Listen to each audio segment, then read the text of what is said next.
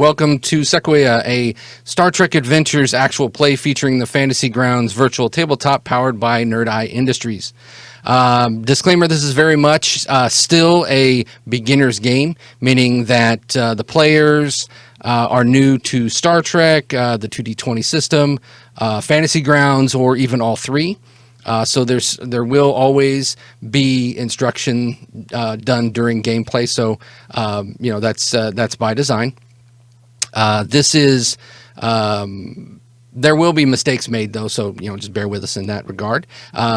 And as a matter of fact, as of right now, we're having a little bit of technical difficulty, so things may be a little bit disjointed in the beginning, but just bear with us.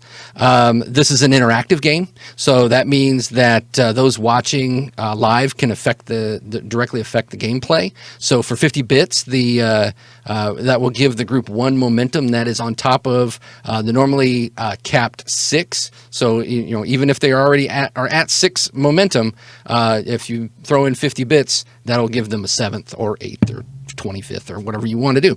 And then the alternative to that would be you could also give the GM one threat for 50 bits if you're feeling particularly nasty. And in an effort to keep this as correct as possible, those of you watching who are familiar with the 2D20 system, especially the Star Trek Adventures, if you can point out in chat whenever I make a mistake, just me, please, not the players, it's fine. But whenever I make a mistake, point it out in chat, and what I'll do is I will reduce my threat pool by 1. So yeah, keep an eye out for rules foibles on my part. Now, let's go ahead and get acquainted with the players and player characters, and we'll go in rank order. So we will start with Commander Mers. Hi, my name is Brianna. I'm DIY Ferret on everything online. I'm playing Commander Kujera Mers. I'm super excited to get going on this. I hope you all are as excited as I am. All right, and then second we have Dr. Davis. Hello, everyone. I'm playing Dr. Davis tonight. My name is Leslie. You can find me online at Leslie GM Girl. And super excited to start Chapter 2 tonight. We closed out Chapter 1 last game, and a few continuing threads that we get to pull on this game, and then a whole new mission. So very excited for this. Yes. Last but not least, we have Lieutenant Carmichael. Hi, everyone. I'm Brittany Leonagay. You can find me online at Brittany Lee. I'm playing Lieutenant Frankie Carmichael, who is a science officer fresh-ish out of Starfleet Academy. And I'm also excited to continue this journey. And we are minus one crew member for this session only. Morgan is not with us tonight. She will be reporting for duty in 2 weeks on our next recorded or broadcast episode.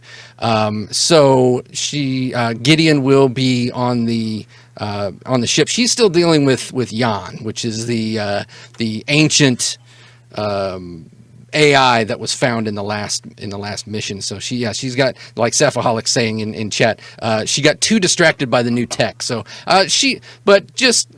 minor spoilery, there may be a little bit of interaction with Gideon tonight, so maybe.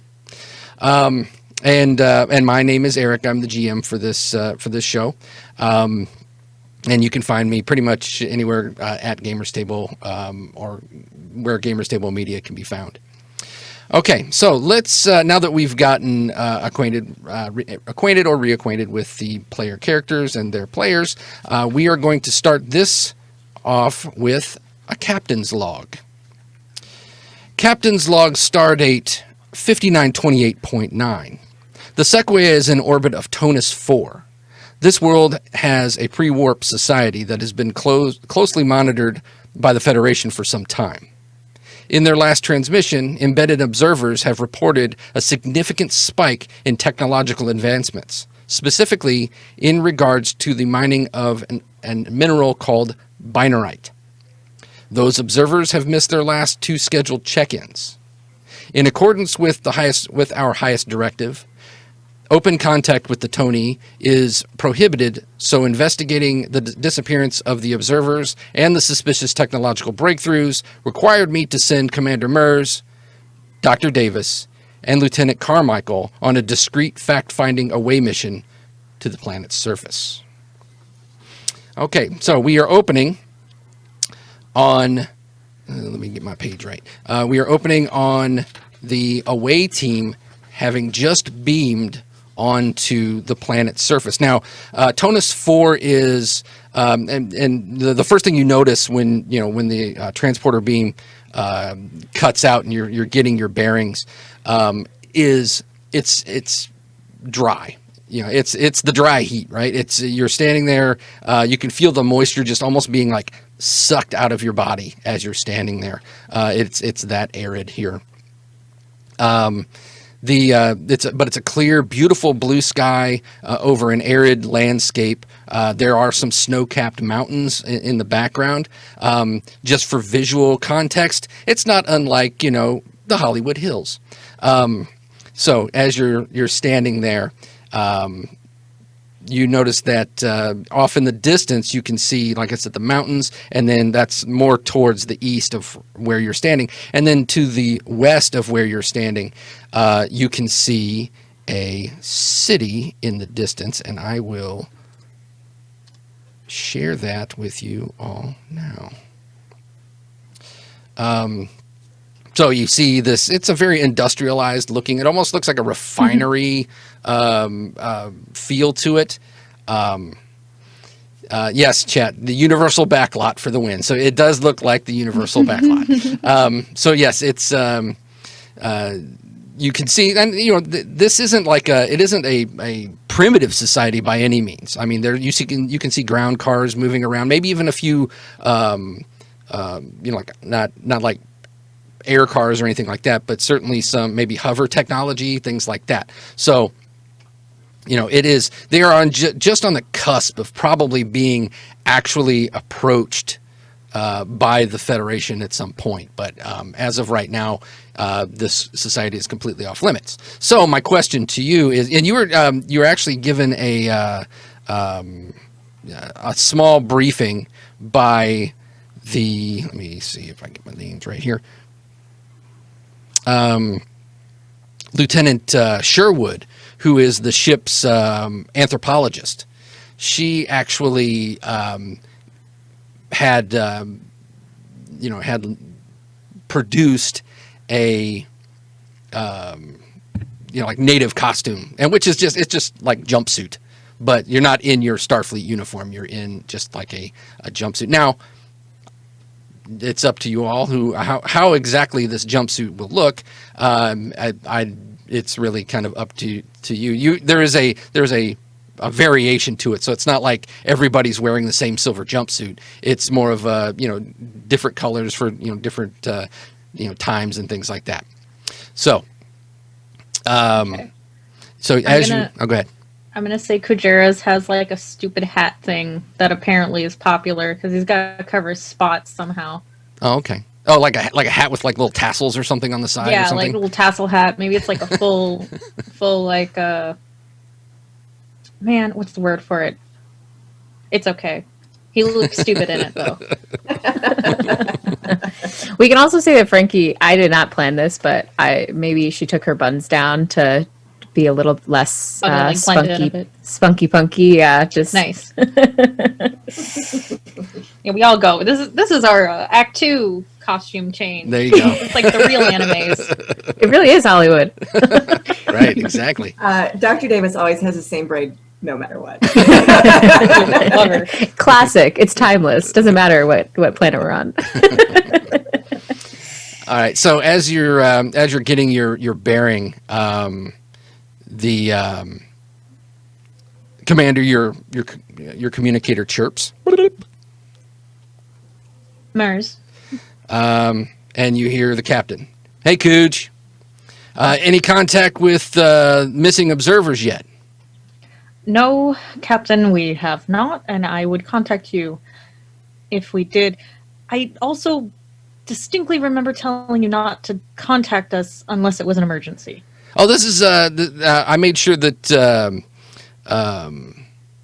Vicky made sure that this was an encrypted channel. So none of the locals are gonna tap into it. So don't worry about it. It's gonna sound like noise to them. But anyway, Wonderful. so yeah, I saw those outfits that you were that Vanny put together for you. And the anthropologist, it's Lieutenant Vanessa Sherwood, and he just calls her Vanny. Of course. So he says, hey, I also set it up, or I had Vanny get you the coordinates of the observer's safe house. So I'll have those transmitted to you right now. So probably best to start with there and see why they missed their check-ins. Yes, I will be looking for Officers Vesti and Salerno. That is, of course, top priority. All right. Okay. And your next check-in is in 6 hours from Mark. Talk to you then. All right. Murr's out. Okay. So when I get the coordinates, I guess we're just going to start heading over. On our way there, Frankie is actually going to ask Commander a couple of things because maybe she's been briefed on this, but Commander Mers, these two observers, is this like a normal thing? Like, are there just like Federation officials just hiding out on all these planets? Like, I don't understand the reasoning behind this. Well, for various reasons, we can put officers in place to monitor civilizations. This planet is probably 50 years from warp technology, maybe less, maybe more. So it's always nice to keep an eye out. The Federation is always on the lookout for more planets to bring into the fold, if you want to call it that. 50 years is a long time. I mean, they're just going to be here until anyways. I wish I grew up on a planet like this. They're like on the verge of technology. Also, Frankie's probably being a little too loud and excited. So maybe I want everyone to know, in my mind, I'm imagining them like, because the little jumpsuits like moon booting it through, like these big old boots like bounding. I think that's funny. Oh, so the gravity is not quite Earth normal, is what you're saying? Yeah. Okay. Yeah. Sure.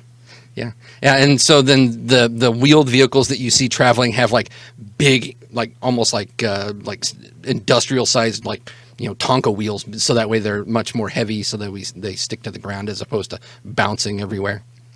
Okay. Yeah. Are our covers anything? Are we like is this jumpsuit a specific job, a profession? Are we supposed to be looking like we're doing something other than we're doing, which is just bounding around? Well, the mission itself is to check into these missing observers. Commander, do you have any information about the observers or anything that they were doing? I mean, I have their names, and they were checking out this planet. Were they were also monitoring the production of this mineral. What is it? Binarite? Binarite, yeah. So they were actually working in the office of in one of the offices of one of the ministries. Your anthropology officer wasn't able to get a whole lot, and neither was Sivak. Sivak tried to hack any of their computer systems and things like that from orbit, and he was just like, they have very like rudimentary computer systems, to the point where I don't even think we could completely hack them without being on site. So you do know that the last reports that the embedded observers were saying was that they were actually getting quote unquote jobs within one of these ministries to get a better feel for what was going on. So the information that you got from them, your outfits are based off of their reports. So from what you've determined is that you are dressed as like low level, like entry level people within this company that runs this mine. Cool. Okay. Okay. All right. So as you're making your way into closer to this more civilized area, you're following the coordinates. I'm assuming you're using your tricorder for that discreetly. And people really don't seem to be paying very close attention to any of you. The observers were staying in what appeared to be some sort of a large housing complex outside of, like on the outskirts of the city, closest to where the mine offices and things like that were. So getting there and not being, unless you do something overt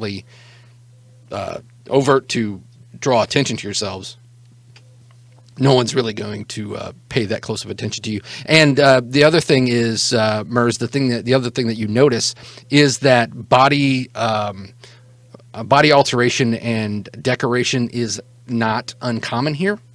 So you see people with face, neck tattoos, things like that. So yeah, it's, I mean, certainly not, trill spots, but just various different types of self expression and things like that. So you're saying I should have kept my buttons? Is what you could have. I don't think, and no one would have said probably anything. But you never know. Hairstyles. Frankie's upset that wasn't on the It wasn't on the official report. the readout from anthropology. Yeah.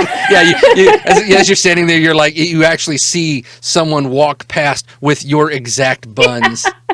She's so upset. She's just like, oh, sure would. So as we're sort of approaching, I guess we're approaching some sort of housing. Is that correct? Mm-hmm. Like where they were staying. I think, Dr. Davis is just going to try and kind of like get a sense of the culture around her. Like, I think she, does it seem as though like her general sense is that people are happy going about their business, there's no major disruption, it doesn't seem like people are like stressed, like there's something terrible going on? Does it just seem like sort of a normal day? Yeah, I mean, well, this is just a general observation. Seems that it seems just, like you said, a relatively normal day. Okay. On a game or on a production level, Leslie, are you in now? Yes. Okay, good. There we go. All right. So looks like it was the Romulans that were trying to sabotage us. I think we've got a saboteur somewhere in the ship, so we're gonna have to figure that one out. Okay. Side quest. That's right. We'll figure that out by next time. All right. So yes, we left off. You were heading towards the city, and the housing unit that the embedded observers were using as kind of like their home base.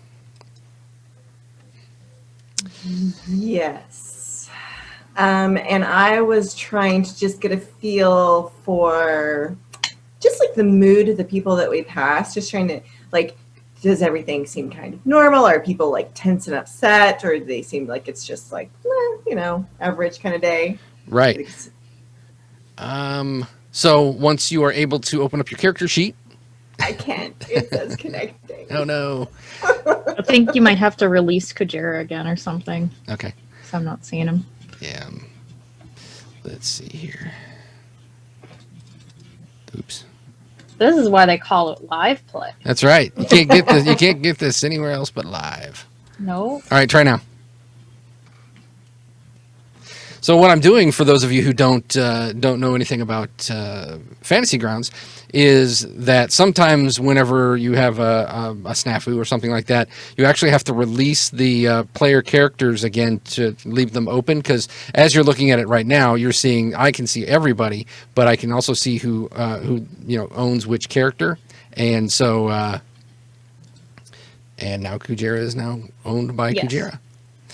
All right.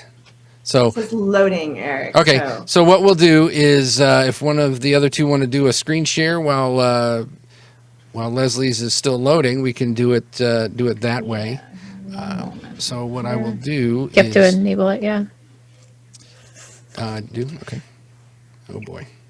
I think what I'm going to do is just do a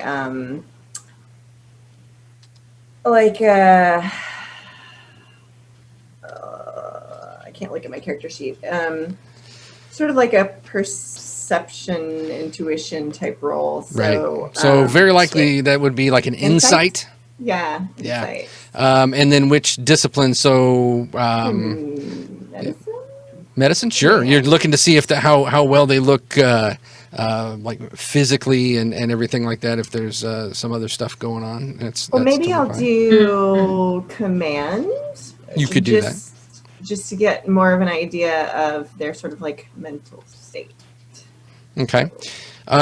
For right now, what I'm going to do is I'm actually going to release the ownership of Cassie, and then so Rihanna, you could take ownership of that of Cassie as well. So yeah, Wow. I'll just release that one, so you can so that way you can click on her character sheet and she can tell you what you want Okay. want to give me have a done. second. That's cool. There you go. So go ahead and whenever you are on, Leslie, let me know, and I will switch that back. All right. So so we're looking at you're looking at insight, which is 10, and then you're going to do medicine or command is more of your that's certainly trying to like suss out what maybe even like the morale of people, things like that. So sure. Yes, Okay. yes. All right. So we're going to say difficulties. Let's say difficulty 2, because this is an alien world. So maybe they have different norms and things like that. So we'll do DC 2. Oh, they put on DC 5. Oops, that's not what I meant to click. Yep. Sabotage. Right. Yeah. So right now you're at number of dice 2. Target number is 14. You don't have any momentum built up just yet. Do you want to give me any threat to increase your dice pool? Not for this. Okay. All right. And All right, let's just roll. And Okay, see what none we- of your focuses go into this. that's a right? good question. Not I really. don't think so. I mean, my talents maybe. I don't. Talents, cautious Got security. heart, body, and mind, and insightful guidance. I don't know if either one of those is. Let's see. Heart, body, and mind. Whenever you assist, that's an assist. Assisting. Somebody. Insightful guidance. Whenever you assist, that's another assist one. Cautious security. You're not doing anything security related. So, yep. So it sounds like you're going straight up roll. Okay, here we go. 2 successes. What you needed. Yay. Nice. All right. So as you're watching and you're seeing them, the people just kind of, and as you're getting closer to this housing complex, you're seeing people milling about, and it looks like it's probably maybe a work shift had just ended, because it's like evening time. So it's like the day shift must have ended maybe 30 or 45 minutes ago, because you're seeing like a few families outside the complex, like at the recreation, area and things like that. And on the surface, it looks just like any industrialized, people. I mean, they're not over. I mean, they're laughing and they're joking around with each other and things like that. Everything seems very normal. Problem is that, and the reason why it was 2 successes needed was there is this underlying tension amongst them as you're getting closer to them. First of all, you see quite a few of them are kind of giving you the quick side eyes as you're walking up, and you get the distinct feeling that it's because you are strangers. Mm-hmm. And there is a level, even though there's not open hostility, but there's an open, or there's like a level of mistrust, or even paranoia. You feel just the way that some of them are looking. You see people like, think of it like if you're thinking of like an Eastern European like housing complex. So it's very drab. And when I'm talking Eastern Europe, I'm talking like Soviet bloc level stuff. So like make it like a 20-story square gray building with windows certain amount apart and things like that, with a little bit of architecture. Yes. So and people are actually like watching you as you're walking to where you're going, and not like harassing you or anything like that, but you can definitely feel some eyes on you. Okay. She'll just sort of like take note of whoever seems to be like noticing us, just in case there's any indication that there might be some sort of problem later. But by the way, I am in, so if you can, I will release Cassie Davis, and you can. There you go. Thank you. She will just lean over to Mers and just be like, I'm getting a funny feeling around here. Things are a bit tense. I'm not quite sure why, but I just noticed that we would definitely be on watch. So we just might want to scoot on over to those houses, Okay, we will quickly move then. Okay. But like casually quickly. Slow quick. That's right. Yeah. Walk casual. A brisk walk. Okay. All right. So as you're walking, and you get your tricorder gave you the coordinates, but like I said, coordinates are only work so well in a 20-story, concrete building. You know which building it is, but not exactly where. I mean, you just don't know what apartment. Do I know what the two officers looked like? Like, did I get pictures of them? Yeah. You would have have seen their file. Okay. Are there mailboxes? Are there mailboxes here? Yeah, because we got like their fake names and stuff, right? Yeah. There's you can see it's not like on the outside. It's more of one of those where you have to go inside, and there's like a special, just a side room where you can see, and it's not really like mailboxes, but more like cubby holes for people. Okay. So and then look for their names. So as you're walking up to this apartment complex. There's the door there, and it's glass, or at least some sort of transparent substance, glass-like substance. And you can see that there's a few people moving around on the inside, but the door itself appears to be sealed or locked or something like that. And then there's like a little push button, like call button next to it. Okay. Well, which one of us looks the most like one of the officers, superficially? That's a good question. How about we do a roll off? How about each one of you roll a d20, and whoever rolls the highest could potentially pass for them, or Okay. it may be How do we a roll relative. just a d20. Take a left click on the dice, drag and drop it. Oh. Where? Stop. There you go.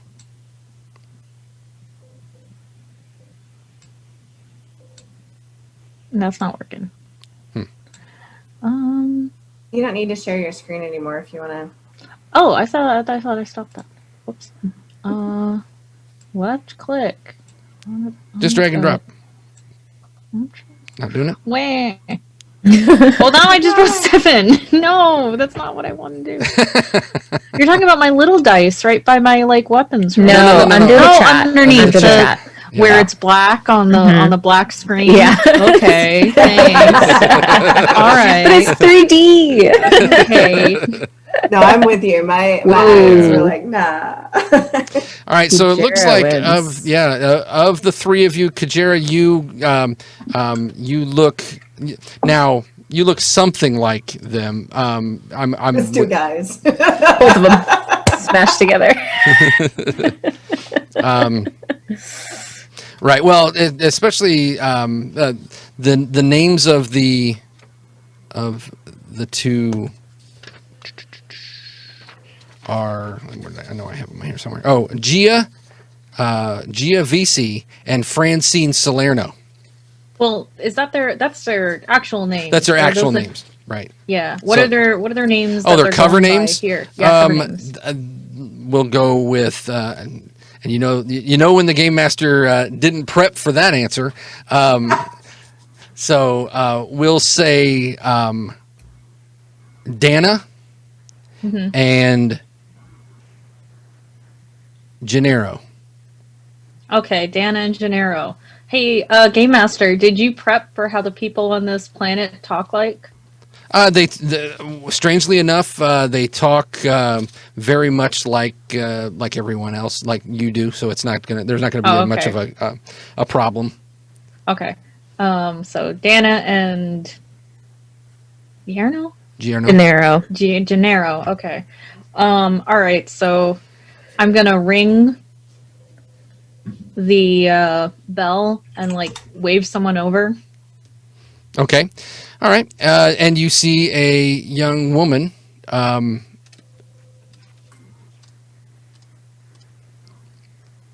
up. Oh, she's so pretty. And she says, "Hello." Hi. I'm looking for my cousin Dana. All right. She kind of sits there for a second, looking at you, and you see that her eyes kind of turn to the side, like towards the mail room, and she says, "Oh, okay, yeah." And she pushes the button, and you hear the click of the door. All right. He'll step in, and he'll say, "Thanks. I've been trying to contact her for a little bit. Couldn't get a hold of her. She puts her like her hand, like her two fingers, on your lips, and then says, "Come with me." Okay. Sure, guys. Just kind of slowly turns and just kind of walks up. Are we're all in Mhm. to the apartment? Cool, great. I didn't know if Cooch just left us outside. Oh no! See y'all later.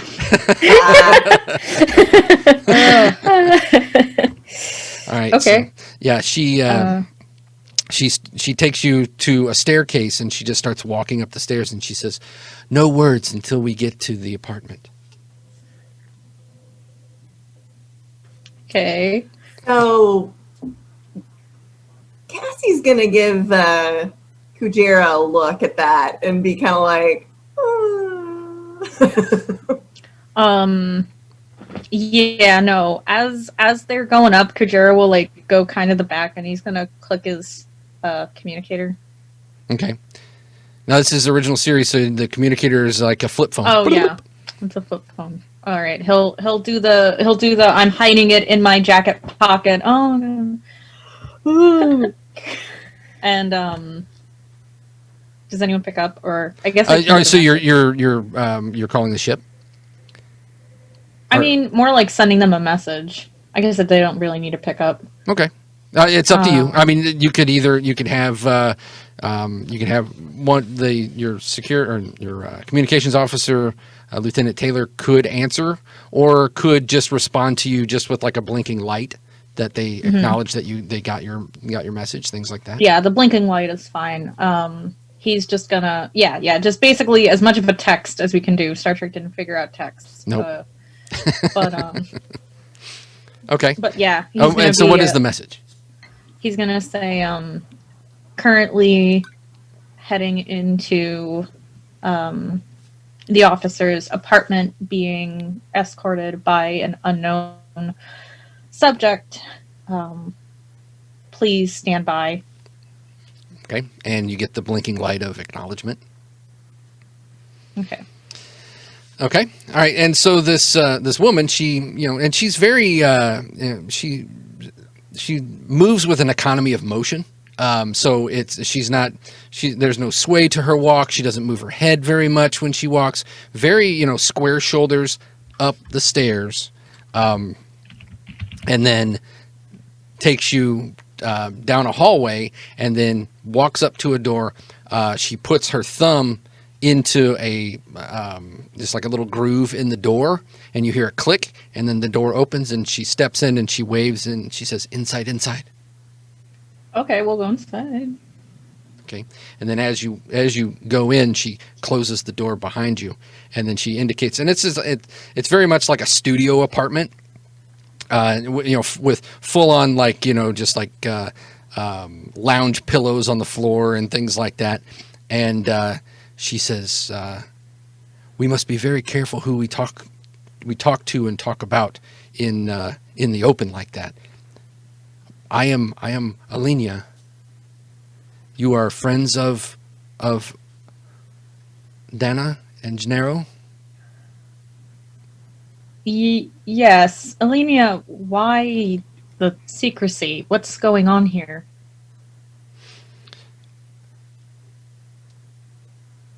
If you do your job well and don't ask questions, then nothing is the matter. But those who ask questions have a tendency to disappear. What do you think our job is? Or are you speaking more like on this planet? All right, she looks a little confused at that question, and she says, "I don't know what your job is, but being here and being strangers, perhaps you don't understand how it works here in Ranadar City. If you are an essential worker and you do your job well, then you are permitted to be unharassed. But those who are not essential and aren't productive aren't here very long, or at least when they return, they are not the same." Where are they sent? Almost everyone here works at the mines. I work in the office, and I work with Dana and Gennaro. I saw what happened to them. What happened to them? All right, and she says, "It was men arrived in the night. They came and there was a fight and they took them. I have their spare chit. I can, if you wait a few minutes, I can unlock their door and you can go and look inside." That would be a good idea. I think we should probably see if they left anything for us. Alenia, do you happen to know where they might have been taken? I don't, but I know the men that took her, so I could guess. Their ground vehicle had the markings of the Ministry of Energy. Is that common for the Ministry of Energy to take people? No, unless you are criminals. And I suspect that they thought of Dana and Gennaro as criminals. But I didn't see them do anything other than ask some questions. And asking questions is bad. Okay. Mm-hmm. Linnea, you work in the office. Everyone works in the office together, the three of you? Those who live on this level, we all work in the office. And so you actually work together then? Mm-hmm. Mm-hmm. Anything strange happened that last day before they were taken? Anything out of the ordinary in your day? Well, they the minister saw them talking to some others, and asked me, because I am the minister's executive assistant, and asked me if I knew them, and I said I did. And he said it would probably be best if I separated myself from them, because he thought that they were traitors. But I told him that they were not. But unfortunately, I guess he saw it differently. Well, I'm glad you're safe, Felenia. Yes, I am too, and that's why I'm a little worried, because now that because I was friends with them, and I'm wondering if it means that they're going to question me also. I don't have any information other than they were my friends. Well, we're going to keep it that way, first off. And it's probably best if you don't mention us either. All right, she's just like kind of sitting there watching you and looking at the three of you, and she says, "You come from where they come from, don't you?" Yeah, we're kind of just Yeah, reinforcing the traitor thing. She's Jersey. like, confirmed. Yeah, we come from Jersey. I saw them speaking into one of their boxes once. Yeah, that's a Jersey thing. You know, it's just way out there in the boonies. All right, she nods. Well, the smartest thing might be for you to just hand over that chit so we can get into their rooms and then go about your way, so you don't have to worry about it. All right, she looks. The less they see you with us, the better. Okay, yes. And she reaches into a console in the next to like an entertainment center, and she pulls out this little chit, and you can see where it would fit over your thumb. And she hands it to you. She says, "That will get you in." Which rooms are they? Right across the hall. Okay, let's go. I'll watch and make sure nothing happens. And she gives you the thumbs up. Thank you, Elena. Your rough estimate is she's probably somewhere in the 19 to maybe 25-year-old range. She's, of the people in the interactions that you've had or just observed, she just has a look of she understands, or she has at least some formal education, things like that. So her speech pattern may seem a little simple, but she's, her eyes and her facial expressions, she's sharp as a whip. To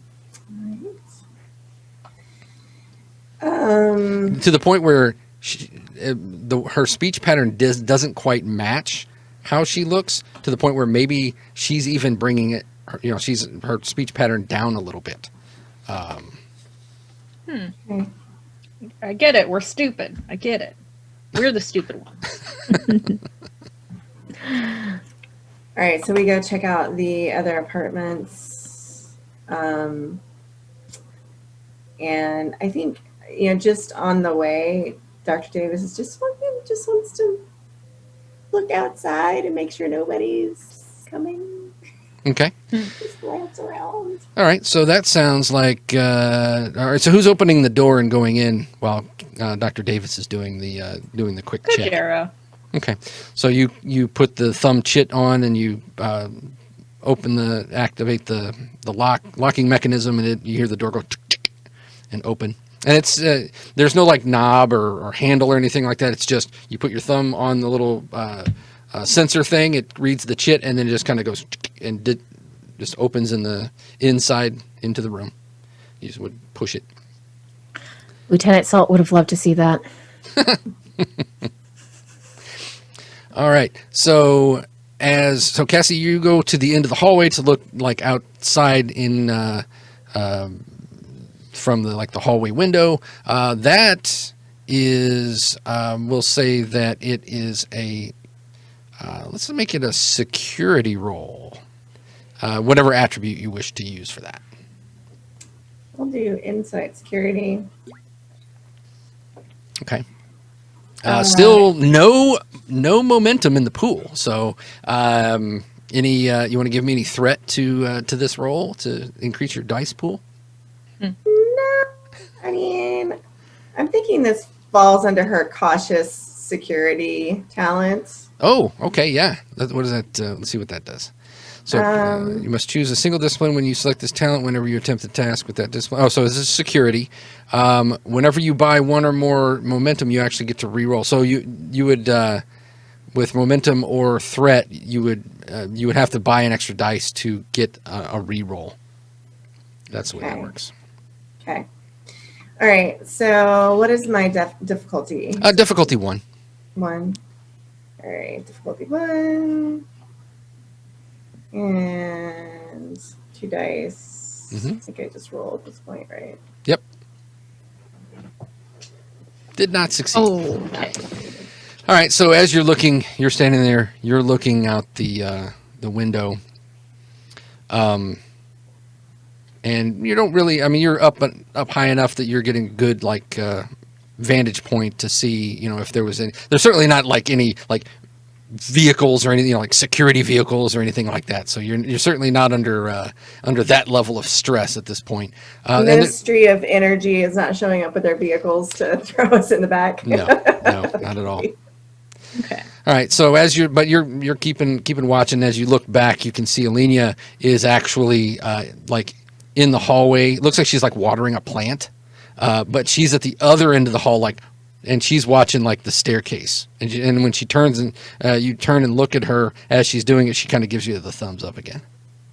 Oh my gosh. Someone needs to give her another speech about how she needs to stop talking to us. Sweet woman. Yeah, she's so sweet. All right. So you go into the apartment. Now, the apartment of this is completely the other end of the coin. It doesn't look cozy or relaxed at all in this apartment as opposed to Alenia's. This one is there's wooden chairs, wooden table. There's a couch area and things like that. But this apartment has been completely trashed. There's food and clothes and things like that just kind of all over the place. Like someone was looking for something, or like someone is a slob? Like someone was looking for something. Yeah, it's full on ripped open the couch cushions, that kind of thing. Well, okay, so they haven't answered their communicators or anything like that. Can I do a quick scan? Do I have the ability to see if anything that's Starfleet is still around? Mm-hmm. Yep, you could use your tricorder to scan for any kind of Starfleet technology, things like that. Sure, absolutely. Okay. So that actually using that in that capacity, I'll give you an extra dice on your dice pool. Oh, thank you. So what should I roll for that? For discipline, this is going to be a science roll. Okay. And then whatever attribute you wish. Attribute. Oh, I guess reason, because he's reasoning out stuff. Mm-hmm. Okay. So number of dice 3, difficulty. You're using a tricorder to find Starfleet technology. That's not that hard. Okay. We'll say that's it's difficulty 1 because these are trained, embedded observers. They're not going to keep their stuff just laying around. Mm-hmm. Although Alenia has confirmed that they breached etiquette by being observed talking into one of their boxes, though. So yeah. Well, sure they have their reasons, I guess. Okay. All right. So 3 successes, you generate 2 points of momentum. Awesome. And so you detect like I said, it's like a studio apartment, but there is a storage area and whatnot. And what you determine that there is some Starfleet technology appears to be behind like an inner wall. All right, I'm gonna get it out. What is it? It's a transmitter. It's essentially it's communications gear, and it would be what they would use to transmit their their check-ins and things like that. And it's very much like a short range burst. I mean, it would send out like a pulse of information in a certain area, which would either be intercepted by a starship or maybe even a satellite or something, a probe or something like that. So they know it. They know exactly when to go out, when to do it, when it would be, and what direction to do it, and things like that. And it also has a recording capability. So each one of their log entries, each one of their transmissions would have been recorded in this device. Okay, that's super important. But all of those recordings would have been beamed directly to someone in the Starfleet, right? Correct. If you spend 1 point of your momentum, I will give you more information. Yeah. Okay, so what that is as you're pulling this stuff out, you also find what what's called a kit bag. So it's just a small like a bag that you would like hide things that you would think would be essential, if or like a bug out bag. If things went south, you would grab this bag and it would have like things you would need on the run. And so you pull out the recording device and you're looking at it, and the first thing you notice about the recording device is that yes, normally whenever they would do their uplinks or they would do their transmissions, they would upload all of their information. But you see that there's actually 2 unsent messages like in the buffer of this communications device. Okay. Yeah, and then the what the momentum was for was you find this bug out bag that was like jammed in this like little crawl space area, and when you pull it out, it had been opened, and you can see that there's like full on like Starfleet communicators in there, which would have been theirs. Things like like survival, like rations and things like that. Maybe if they were getting out in the wilderness for whatever reason. But the thing that catches your eye immediately is there's a disruptor pistol in there, and that is not Starfleet issue.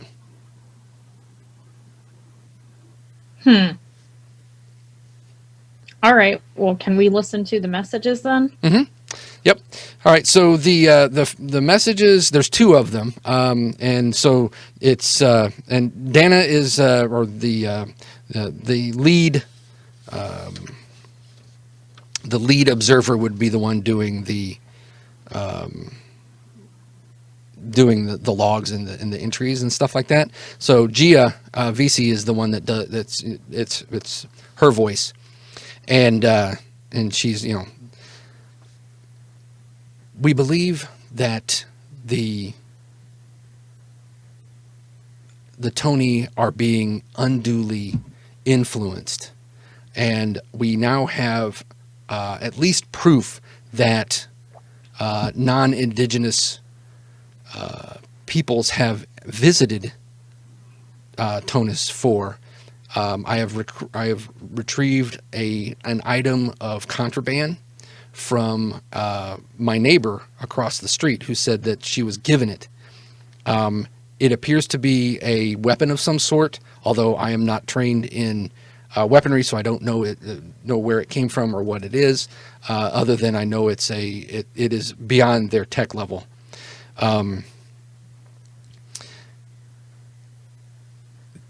And I have another lead on this mysterious person that the minister is calling Shazan. And I don't know anything more to that, but I will include it in my next log if I find out. And then the last log is, I am convinced that whoever this Shazan is the one that is providing this this illegal technology to these people. I don't know their origin or even what they look like, but I know that the minister who has a reputation for being an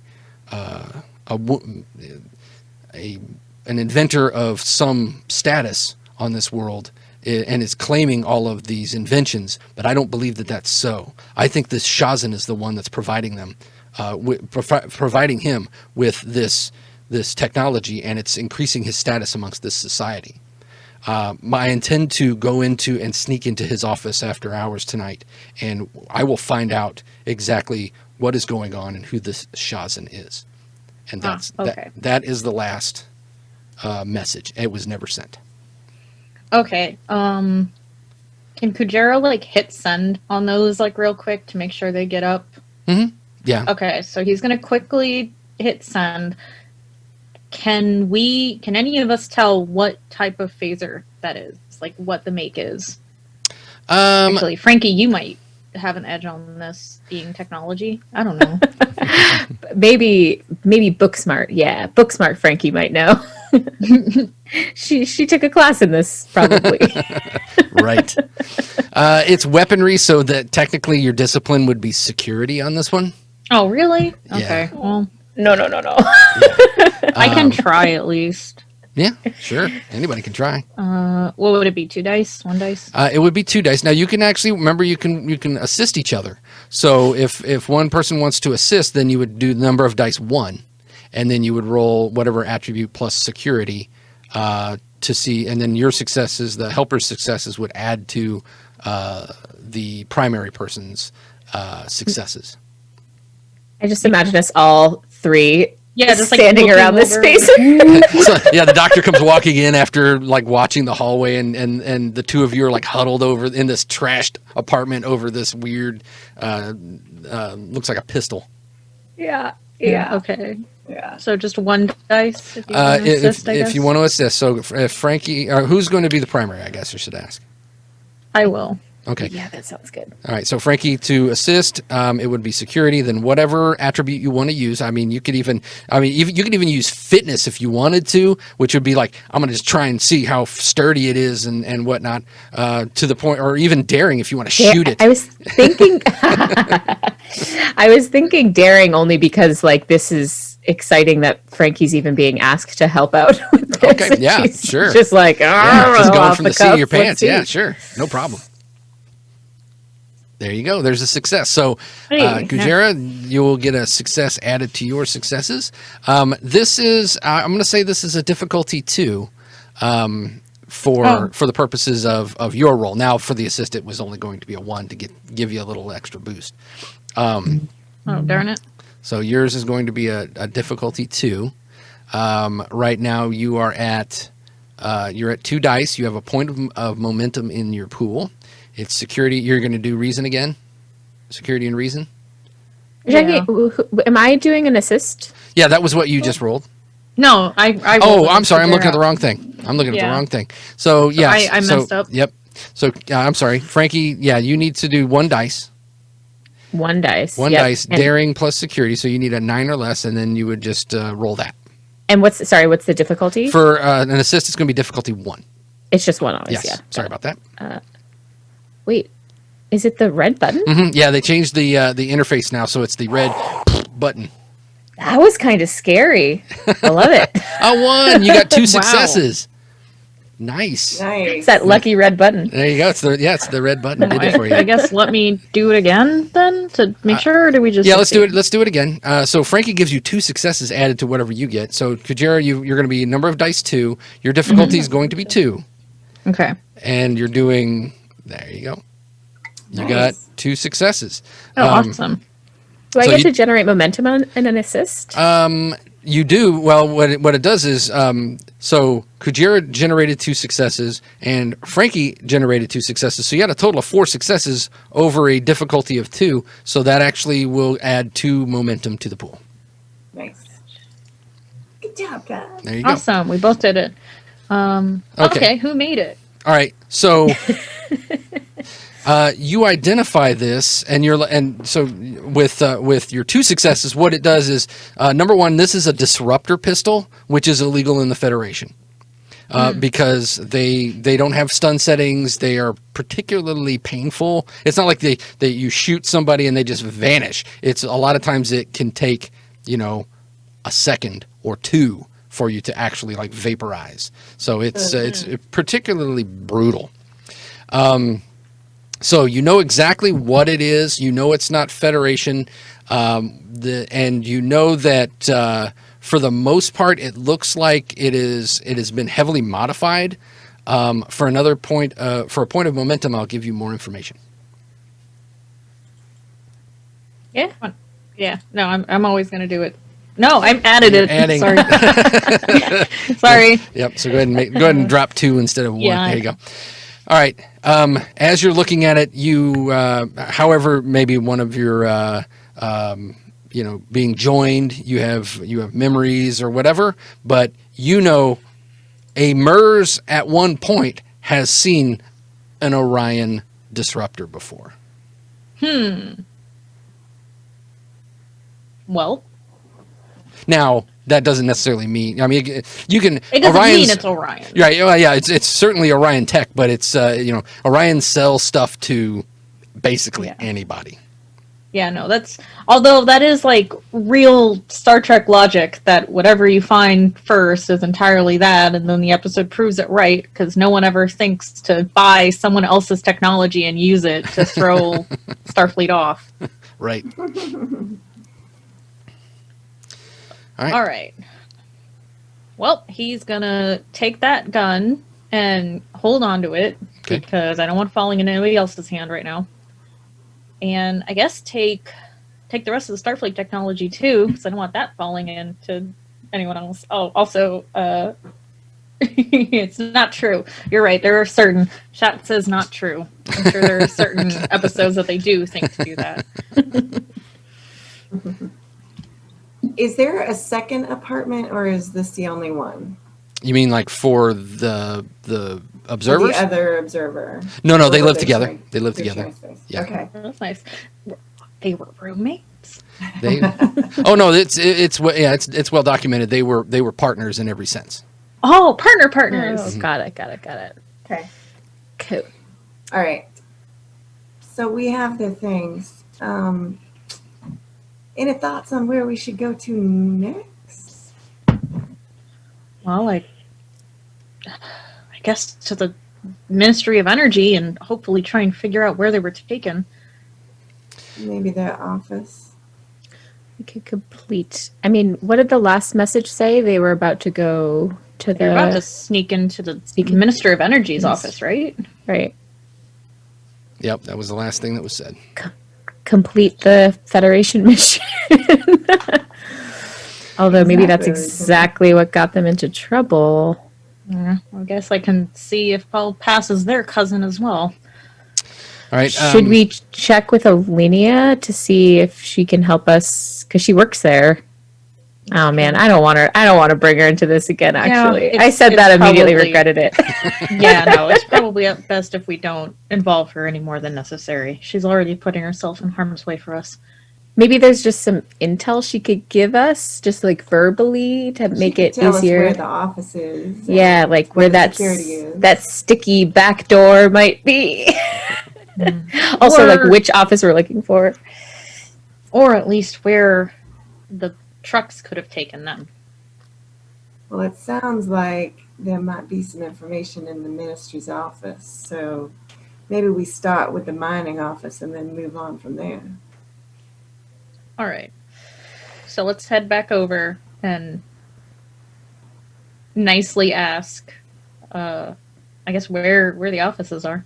All right, so you go back to Alenia's apartment. She had left her door slightly open, so you didn't have to like knock or anything. It was just like slightly open, and you can smell that she's cooking something with a lot of spice to it, to the point where it's like even like stinging your nose a little bit as you're standing in the hallway. Smells delicious. Carmichael is upset because she knows that Kujera is not going to let us stay for a meal. Nope. Sorry, guys. It's ration bars. She from knows here on out. immediately. She's like, I smell this. It smells good. Not going to happen. Yeah. Unprofessional. All right, so she's Lena's in there, and you approach the door, and she says, "It's open." Hello, Elena. We just came in to say thank you, and if we could ask you one more favor. All right, you can see that she's setting. There's it's like a low set table that you would like sit on a cushion or something on the floor, and she is setting 4 places. And she's got a big bowl like in the middle, and looked like she had warmed up some bread or some sort of other carbohydrate to add to this spicy, almost like a jambalaya looking dish. And she says, "Oh, yes, you're welcome." And she kind of indicates the cushions, and she says, "Please sit." It would be rude not to, Commander. Right? It's the diplomatic thing to do. As Frankie uses her diplomatic focus for the first time on her own commander. Brittany, as a person, is so hungry right now. I eat after we play, so I'm just like, fake food sounds great too. yes. I'm imagining like really good tiki masala. Yeah. Oh, man. Yeah. The idea of spices stinging my nose, I'm like, yes. Yeah, some like roti. All right, we can't stay very long. Yes. We can't stay very long, okay? But Elena, we are grateful. A properly cooked meal that I don't even know what I'll do with myself. Not replicator. All right, so she's setting this out, and at that time, Commander, you feel your communicator, of course, is on vibrate, and it vibrates. Uh-oh. Oh, no. He's gonna say, "Hey, do they smoke on this planet?" He would have read a briefing. Sure, everybody Okay. smokes. He's gonna They say, smoke. She's smoking in here. Two cigarettes. Oh, okay. Right. But he's gonna say, I think I dropped my lighter in the other apartment. Or does she have a balcony or something? Mm-hmm. Yeah, there's like a wrought iron balcony you could stand on. Okay. He's gonna say, I'll be right back, guys. All right. You're gonna cover for me, please. Yes. Okay. Absolutely. And he's gonna scurry off and do the headphones in the ear, communicator in the jacket. Oh, okay. So yeah, you pull the Yeah, the earphone and put it in. Yeah, sitting on the balcony, very nonchalantly and super casual and normal looking. Okay.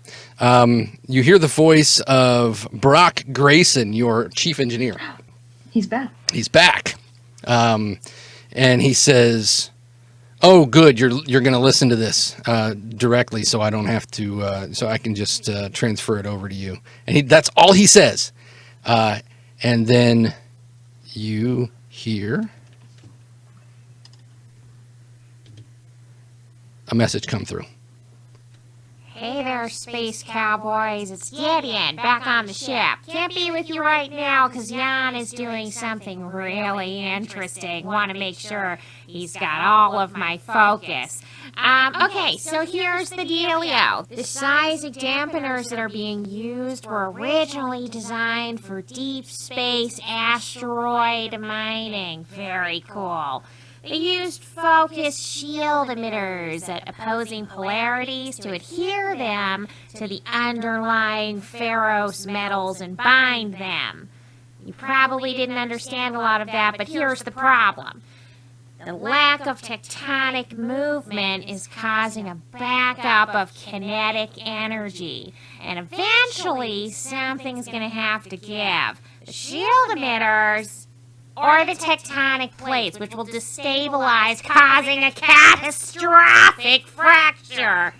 The engineering theory behind the emitters was considered too dangerous because every simulation resulted in the total destruction of the base material. In this case, it would be, in fact, the planet. Okay, gotta go. Bye. Have fun.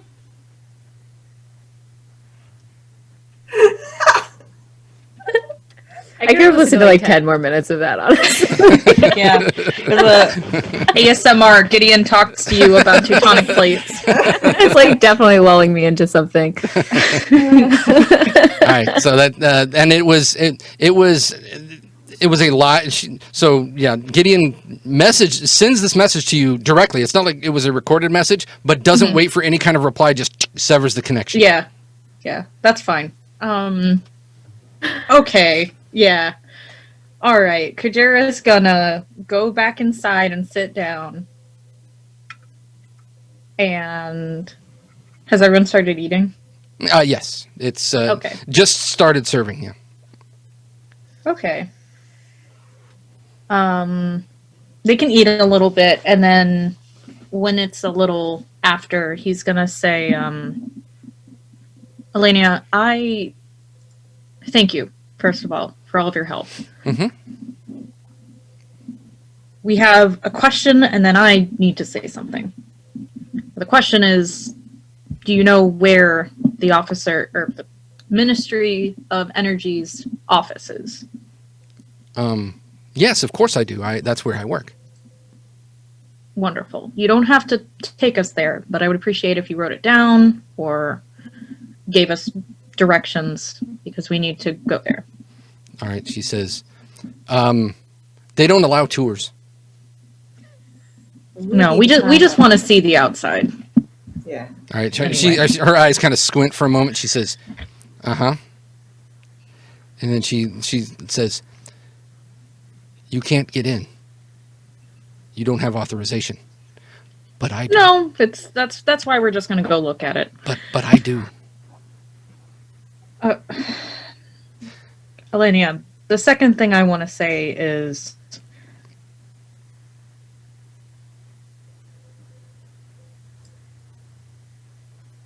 Then she just sits there for. I'm Oh no, Kujera. very Always- certain Always at the important part. things are going to become very complicated. Yeah, I know. Where did it cut off? I'm sorry. Man, it was the perfect No, cutoff. Oh no.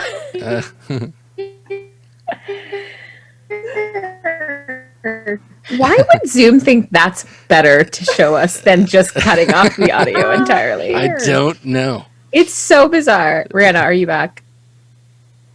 No. Back? Maybe. Am I back? Slowly. Oh, It's- am I back? Yes. Video's coming back. It's yeah. There it is. There you are. Yeah. You cut off right as you were telling Elenia something important. Yeah, we were all like, Incredible. Anytime there's some big moment,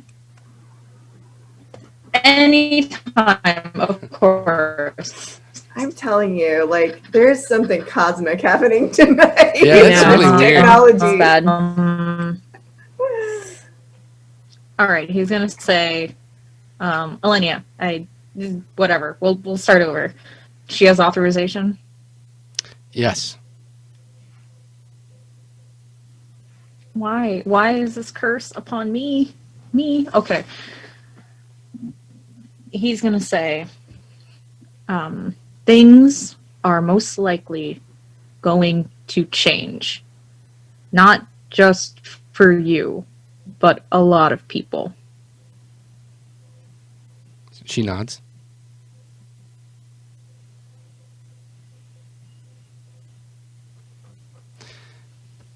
She leans forward and she says, Dana and Gennaro are not the only I just want you to be sure that you're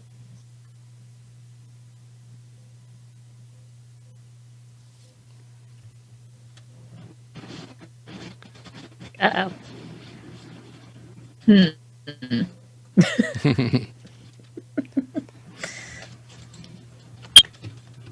okay. Not the only what? I'm sorry. No, you're fine. Try cutting your video. Okay. Yeah, maybe. Okay, they said not the only what? She says that Dana and Gennaro are not the only friends that I have lost. Hmm. And if you can help them or you can help, then there is no question. If I can help you, then I will. You cannot get in there, but I can get you in there.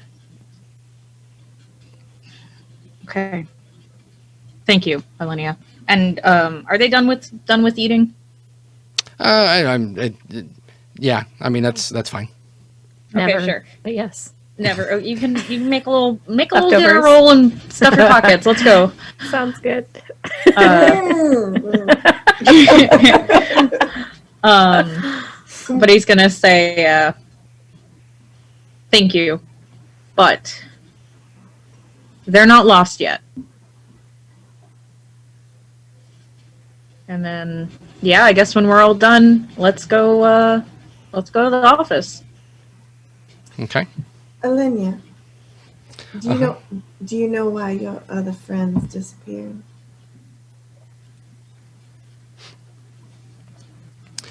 It is because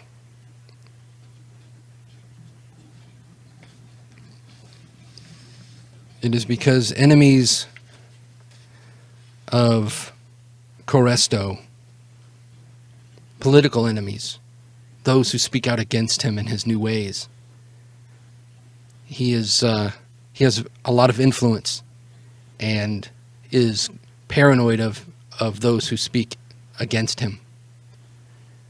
And if you are here, and she points across the hallway and she says, as they were here, I believe that you're here to help us. I believe that you are here to show us the way. Because we cannot keep living like this in fear of our neighbors and of strangers.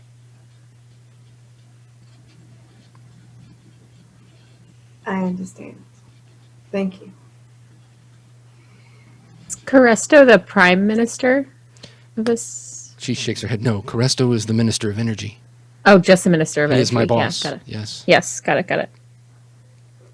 Do we know who is the prime minister? Who's his boss? Anolis lives in Capital City.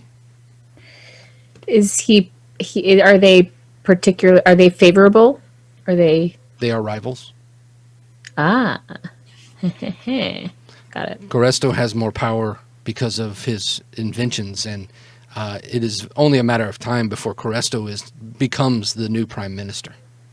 I see. Cresto's a dirty fucking liar. So let's figure out. Wow, There's the Brandon one. used There's the her one. one curse for. Oh, I forgot. Wow! Sorry, guys. Morgan would be so proud. Brianna used it. Kujera didn't. That's right. That's true. Fair. Oh, man. Dang. He is lying though. I want to know how he's lying.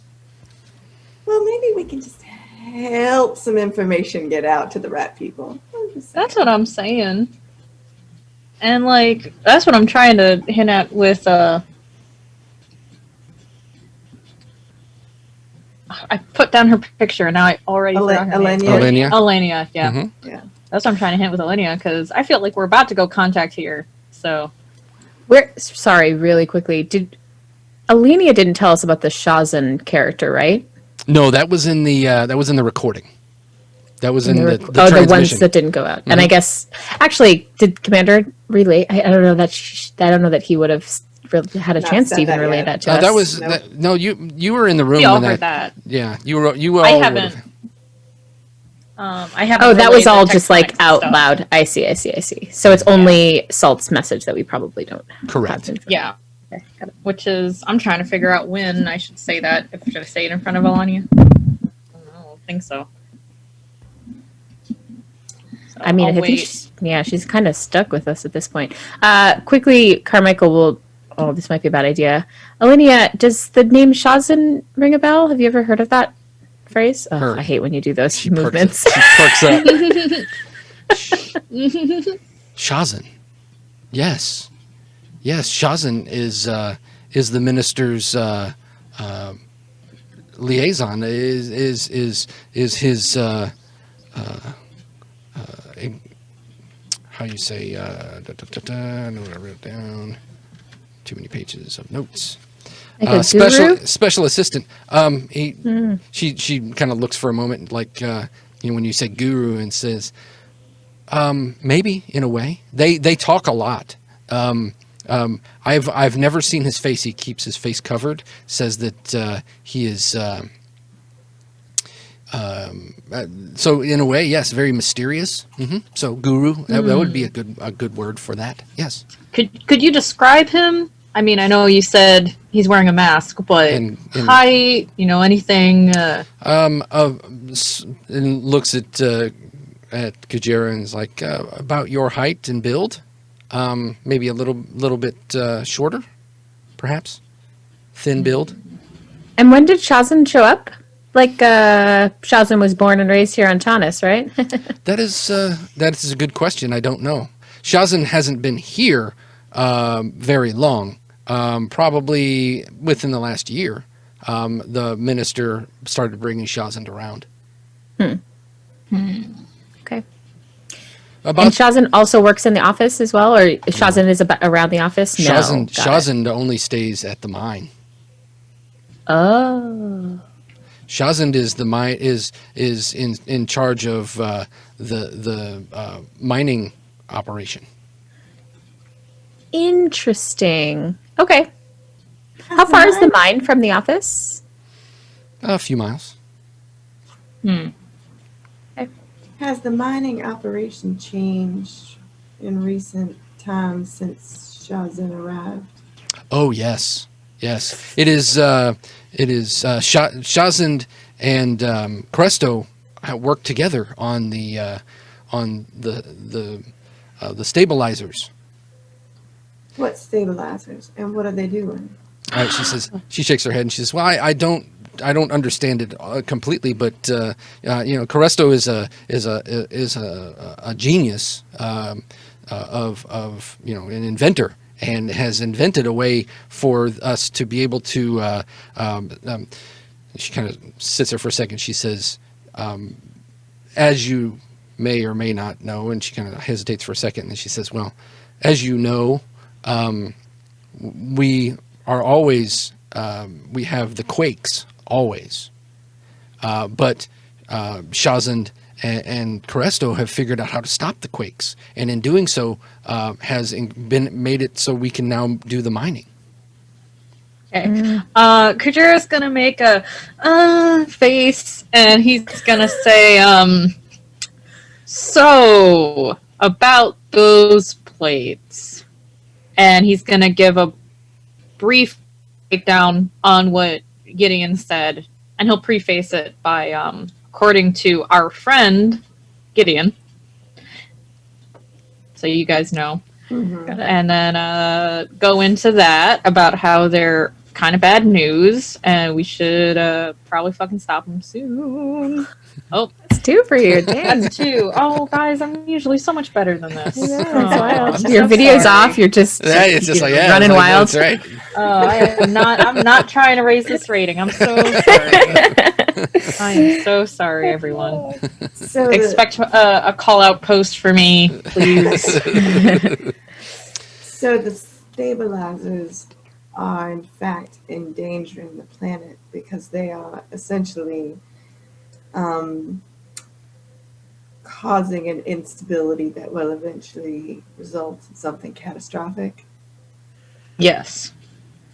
I mean, this planet is used to its normal rhythms. Earthquakes are common here. To stop something like that is only a matter of time. It's like shaking a bottle of, pop or something. It's extremely dangerous. All right. And they've done this in order to be able to get their hands on this Binarat, correct? Yes. I mean, it is, according to Starfleet intel, it is a very valuable mineral. Did you Right, but just this say planet has- Starfleet in front of her? Oh no, I didn't. Well, no, I can't take it back. Well, We turn I'll tell you what. dramatically to Alenia. We'll say that Elenia went out onto her balcony to smoke while you're having For this smoke. conversation. Okay. thank you for covering me. Oh, Yeah, guys, I'm yeah. sorry. I've been sick like all weekend, and I feel like I'm just really out of it. So just This blame is it on all a that. dream. This is That's all a right, dream, that's Rihanna. right, Don't worry. That's right. Oh my gosh. Fair. You So- poor thing. The locals here, they smoke, but they use like cigarette stalks, like Cruella DeVille. So she's out there like smoking her stalk Beautiful. cigarette. This She sounds looks like she needs one. This sounds very dramatic, and I kind of like it. Okay. So essentially,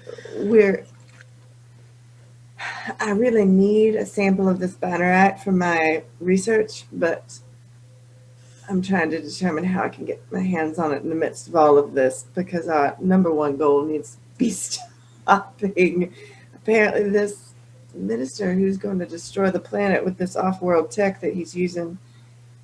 That Well, I no mean- one should be using. The good thing is, once we're through with the office, we can just head over to the mines, because I have a feeling that if that's not where they were taken, at the very least, that's the epicenter, of all of these problems. We're going to have to go down there at one point or another. All right. Well, let's get over to that office then, because I want to find out what it was that they thought that they could determine about this Shazin. Yes, and that's the other part of this. I mean, I know we're all thinking it, but this planet has certainly been in contact with something. Maybe everyone isn't aware of it, but enough people up at the top have to be aware of other. They've had to have first contact, and not by us. Well, it could be that this Caresto is keeping it all to himself, because he's obviously using this as a means to gain more power. And I have a feeling that Shazan is hiding themselves because of that as well. Yes. We may want to reach out to the Prime Minister Anolis at some point as well. Maybe they would make a good ally if we need any extra pull. But again, the office seems most reasonable because Alenia has access to that. Yeah, well, I'm just not sure how much a prime minister would want to speak to 3 random people. Don't put yourself down like that, Commander. You're a big deal to me. Thank you. That's genuine. Frankie is very just like, Aw. wait, why wouldn't anyone? Commander. Thank you, Lieutenant. But down here, none of us are any big deal. I think, if anything, perhaps a bit of useful information just shared with them anonymously might be most. Aha, Freedom of Information Act, you mean. Yeah. Sure. Got it. I'm with you. Okay, well, yeah, let's go get Alenia and see if we can go down the office. Okay. All right. So Elenia, she comes back. She stubs out her cigarette and she comes walking in and she says, "Ready to go?" Yes. Yes, thank you for the food. It was very delicious. It'll hit you in a couple of hours. Don't worry. What does that mean? What? Does It'll be Oh. fine. Yeah, it'll make you sleepy. Oh, okay.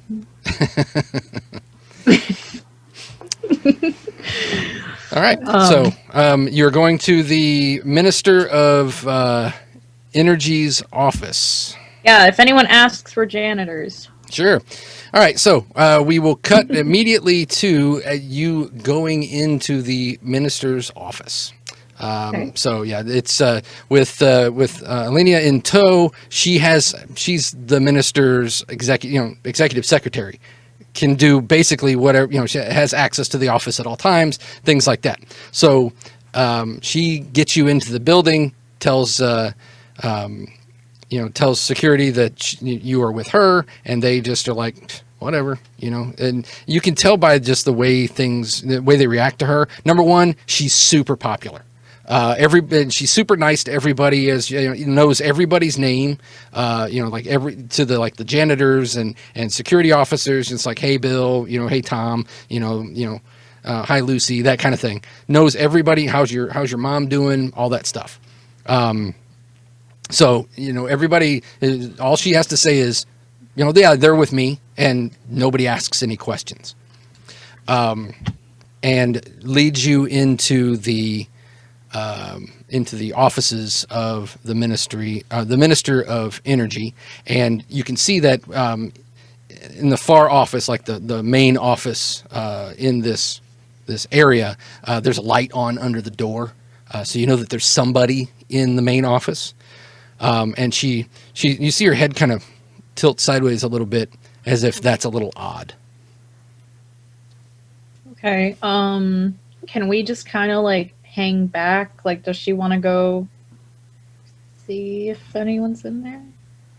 If that's what you want to do. Yeah, I mean, I'd like to know who's in there. So, just so I understand, there's a main office, and then there's the minister's office. Yeah, think I'll use a reference. I don't know if any of you have ever watched Mad Men.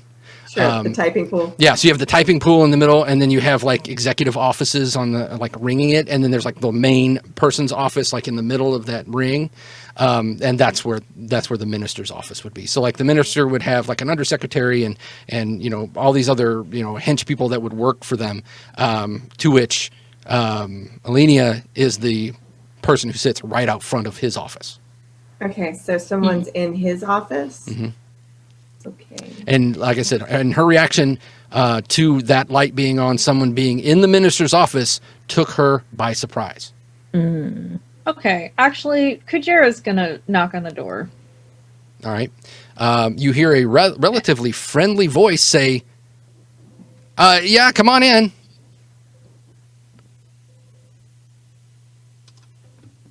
He's gonna look at Alenia do you know who just said that? Does she recognize the voice? No.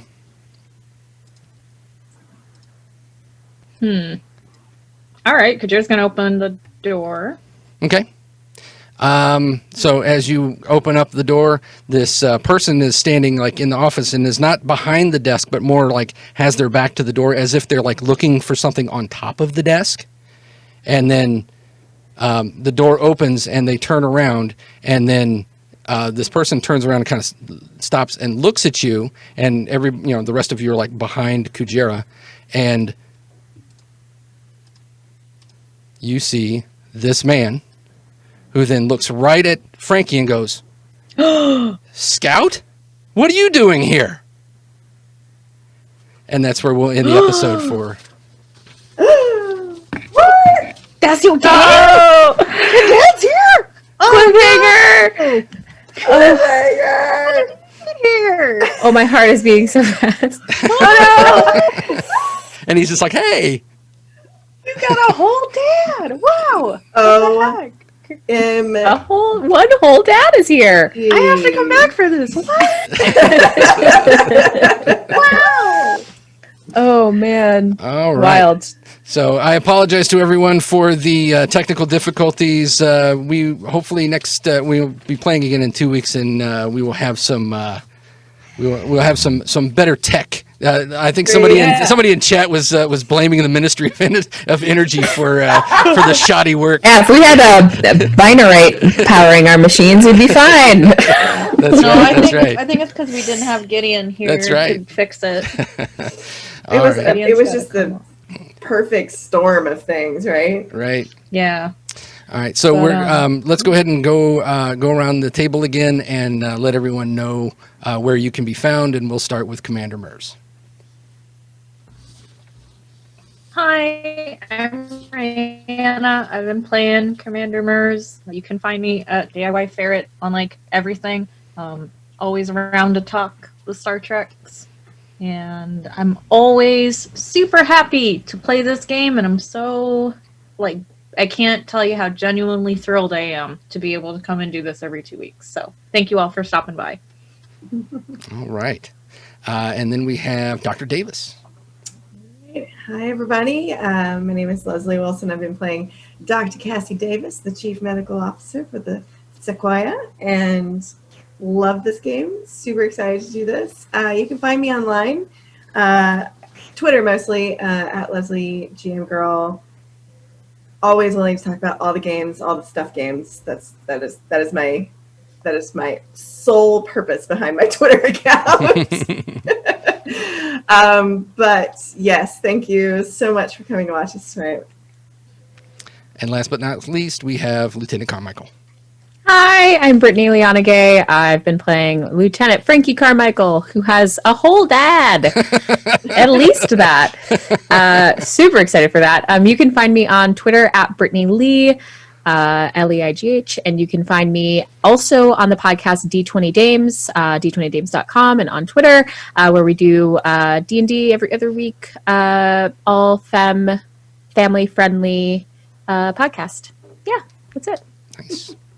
And I am Eric. I'm the GM of this and of the Resting Glitch Shadowrun podcast, and also an upcoming another Conan stream that's going to be starting. So every Tuesday there's going to be something on this channel, which is going to be very nice. All right. Well, thank you so much for watching, and we will see you all next time. 2 weeks. Thank you. Good night. Bye, y'all.